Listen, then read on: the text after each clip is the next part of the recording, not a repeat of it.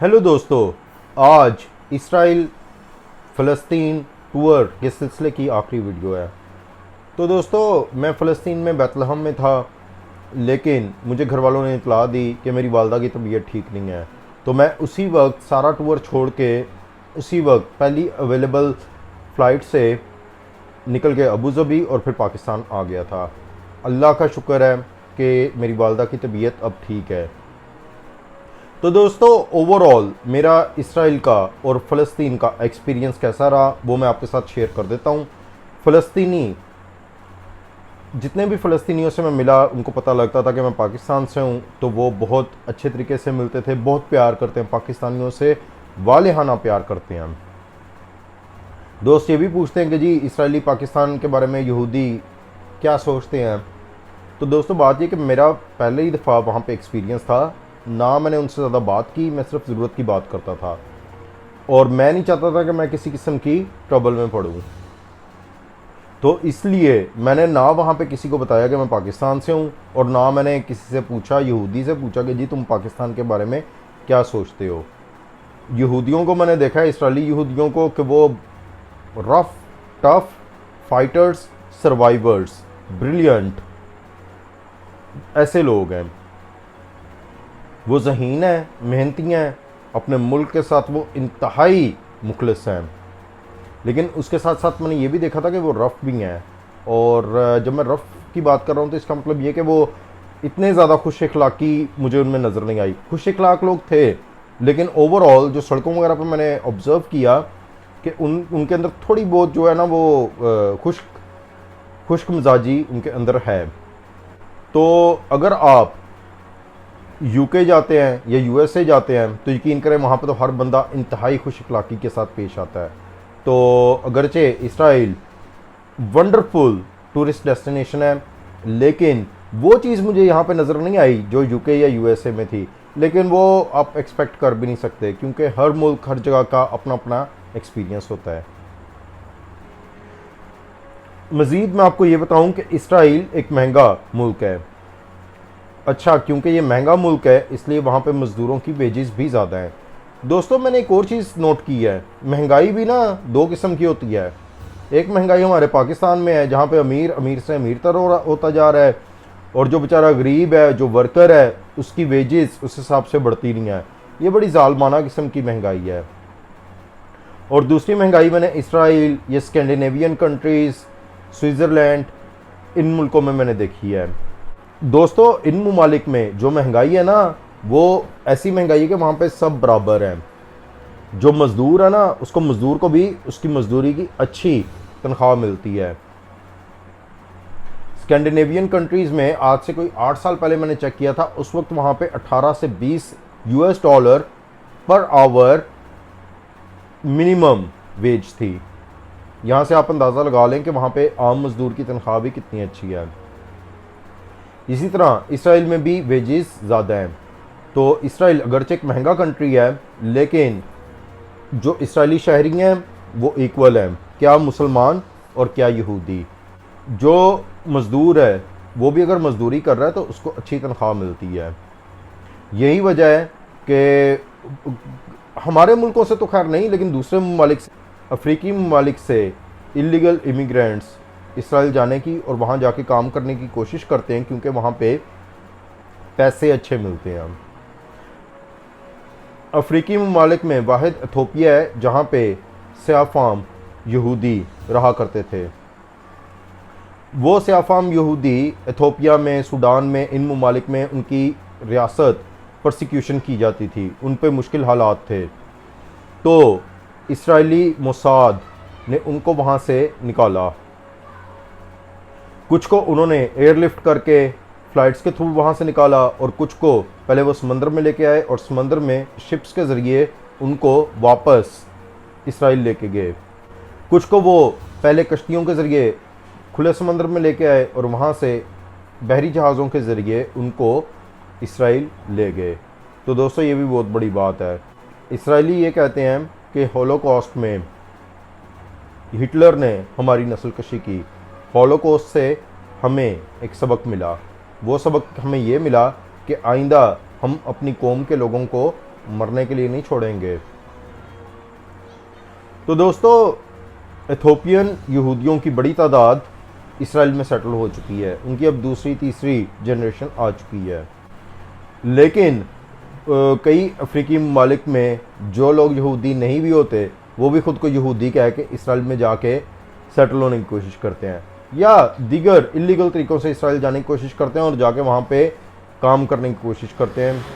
वजह ये है, वजह मैंने आपको बताई कि वहाँ पे वेजेस अच्छी हैं, इस वजह से। दोस्तों, फ़लस्तीन और इसराइल इनका जो मसला है इसका हल क्या है? क्या इसका हल 2 रियासतें हैं या इसका हल 1 रियासत है? अब जो एक्सट्रीमिस्ट लोग होते हैं ना, वो हर जगह पे प्रॉब्लम करते हैं। जो कट्टर यहूदी हैं वो कहते हैं कि जी ये सारा का सारा इलाका हमारा है, इधर से फ़लस्तीनियों को किक आउट करो। ये कट्टर यहूदियों का कॉन्सेप्ट है। दूसरी तरफ जो हमास हैं या सफ़ीर फ़लस्तीनी मिलिटेंट ग्रुप्स हैं, वो कहते हैं कि जी इसराइलियों को, यहूदियों को यहाँ से बिल्कुल किक आउट करो, ये पूरा मुल्क हमारा है, फ़लस्तीन है, इधर हम रहेंगे। और तीसरी किस्म के लोग जो हैं वो ज़रा मॉडरेट हैं, वो कहते हैं कि जी कोई दरमियानी रास्ता निकाला जाए। तो जो मॉडरेट किस्म के यहूदी हैं उनका ये ख्याल है कि जी एक मुल्क, तमाम फ़लस्तीनी और इसराइली उसके शहरी विद इक्वल राइट्स, जहाँ पे उनको बराबरी के हकूक़ मिले। तो वो ये भी कहते हैं कि जी अगर 2 रियासतें बनाई गई ना तो उसका कुछ भी नहीं बनना। मज़ीद ये है कि पॉपुलेशन का भी एक इशू है। फ़लस्तीनियों की आबादी तकरीबन 55 लाख है, यहूदियों की आबादी तकरीबन 65 लाख 70 लाख है। तो अगर वो एक स्टेट बनाते हैं तो उसके अंदर फिर मुसलमानों के वोट ऑलमोस्ट हाफ हो जाएंगे, 50% हो जाएंगे। मुसलमानों के वोट अगर वो इसराइली मुसलमानों को मिला लेते हैं वो भी कोई 15-20 लाख हैं। तो मेरा ख्याल से शायद सादा अक्सरियत में मुसलमानों की सादा अक्सरियत हो जाएगी वहाँ पे। तो ये वो सारे इश्यूज़ हैं जिसकी वजह से वहाँ पे स्टेटस क्वो है। जो चीज़ें जैसी हैं वैसी ही वैसे हैं, उनमें कोई चीज़ चेंज नहीं होती। मज़ीद ये है कि मिलिटेंसी ने इस मामले को और ज़्यादा ख़राब किया है। अगर मिलिटेंसी ना होती, अगर जंगें ना होती, तो शायद मुज़ाकरात की मेज़ पे इसराइल पे दबाव डाल के इस मसले का कोई पुरअमन हल निकाल लिया जाता। लेकिन अफसोस है कि ऐसा कुछ नहीं है। दोस्तों, इसराइल और फ़लस्तीन विज़िट करते हुए मुझे बाचा खान की बातें भी याद आई।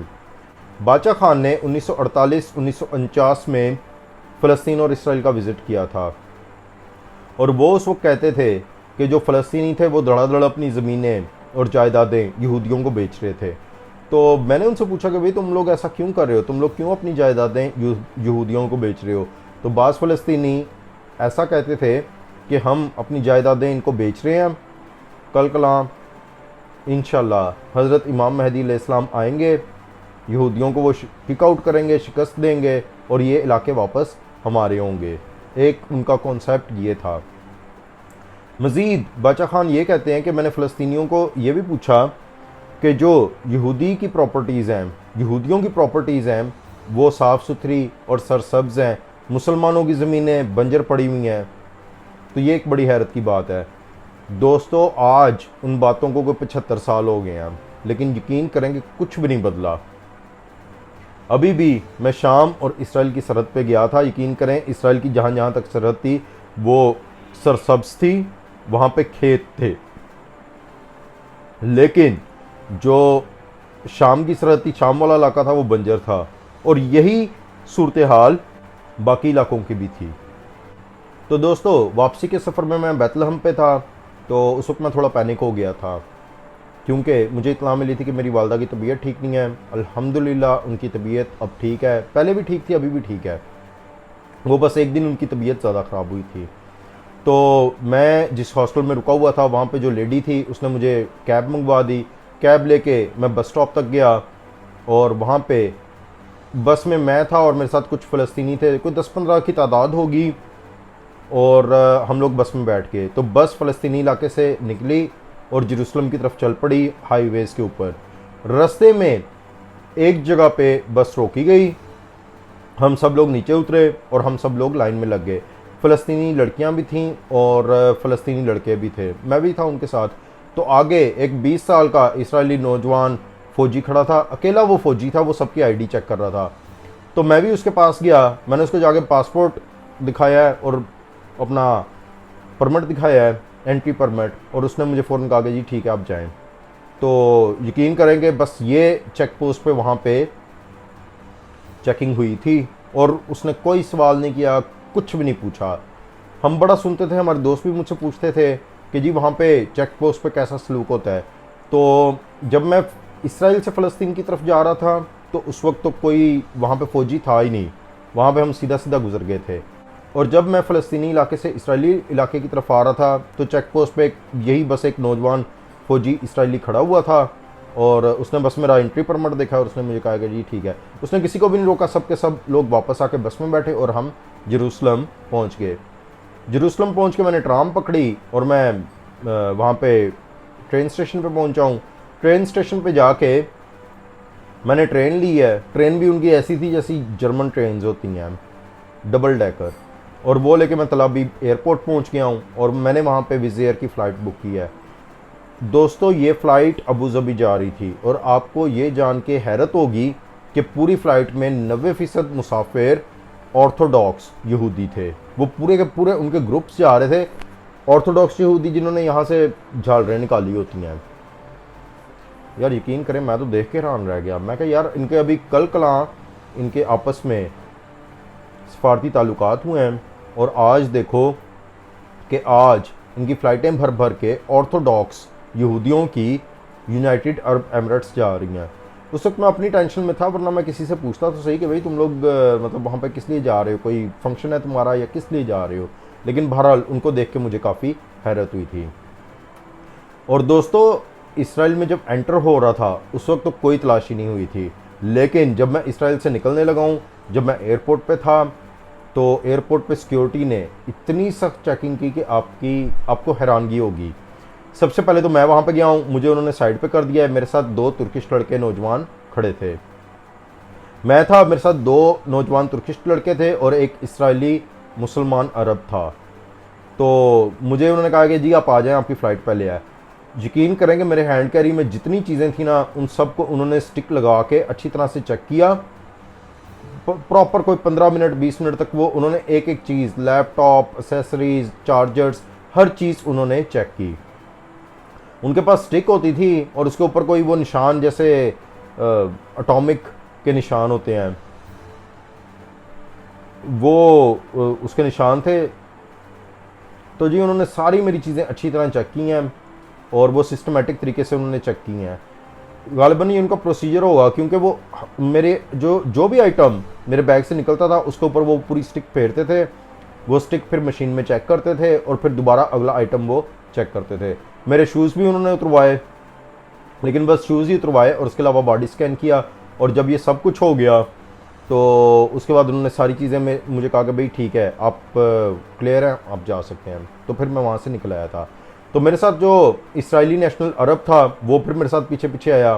तो मैं कहा यार बड़ी इन्होंने तलाशी ली है। वो कहता हाँ बस अब क्या करें, ये तो इनका प्रोसीजर है।